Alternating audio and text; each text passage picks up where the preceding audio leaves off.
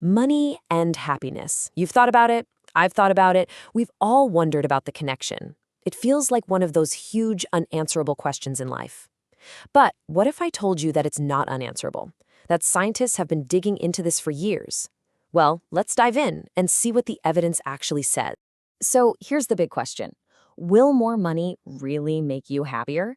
Now, this isn't just a philosophical question for a late night chat with friends. It's something that economists, psychologists, you name it, have been studying with real data for decades. And today we're going to walk through that evidence together to find the answer. And trust me, it's a lot more interesting than you might think. So let's treat this like what it is, a real scientific investigation. And to help us navigate it all, we're going to use a little analogy. I want you to imagine we're all climbing a mountain. Let's call it the happiness mountain. The higher up we get, the happier we are. And our income? Well, that's like one of our main climbing tools. But the real question is, how does that tool actually work?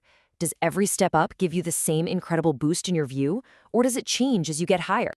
Our investigation really has to start back in the 1970s. Because that's when researchers stumbled upon a foundational puzzle, a real head-scratcher that shaped everything that came after it. It's called the Easterlin paradox, and it's tricky because it has two parts that seem to completely contradict each other. Okay, so part one, pretty straightforward. Within any given country, richer people say they're happier than poor people. Makes sense. But here's part two.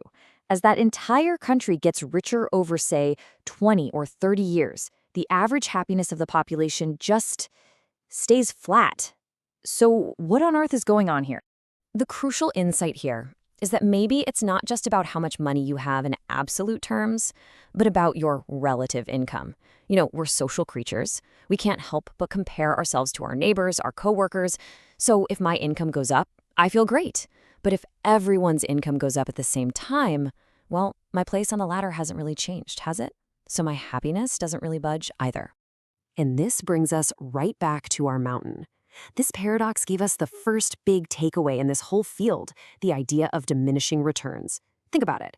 The first few steps up from the very bottom of the mountain, getting out of poverty, that gives you a massive, life-altering change in your view. It's incredible. But the higher up you climb, the less each individual step seems to change the scenery. The returns start to diminish. Now, for a long, long time, that idea of diminishing returns was pretty much the final word.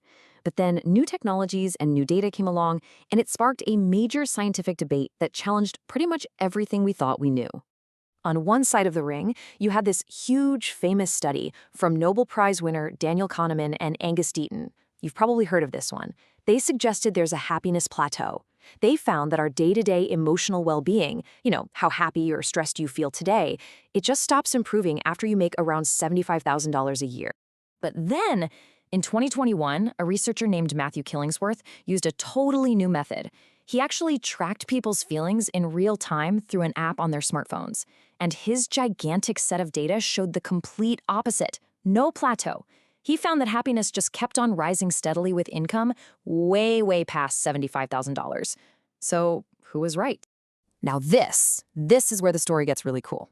Because instead of just arguing about it in papers and in the press, these scientists did something that is just amazing. They decided to team up. They came together for what's called an adversarial collaboration. And they basically put all their data on the table to figure out what was really going on. And what they found was that the truth was way more nuanced than either of them had realized. It turns out they were both kind of right, just for different people.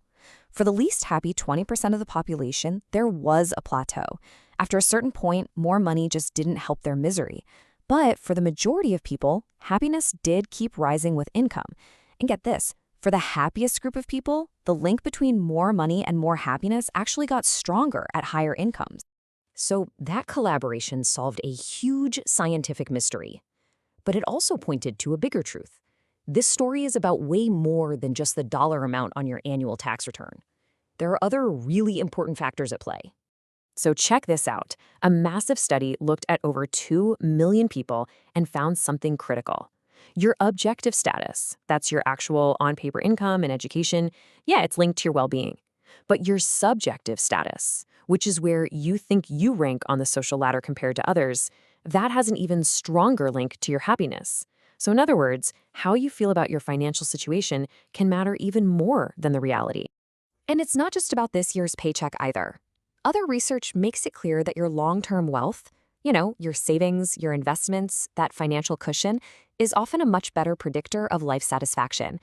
A high income is great, but it's the stability that comes from having wealth that seems to provide that deeper, more lasting sense of well-being.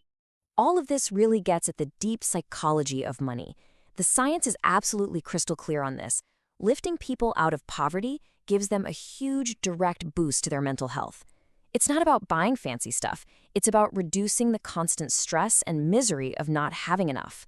In fact, feeling financially secure seems to be one of the main ways money translates into happiness.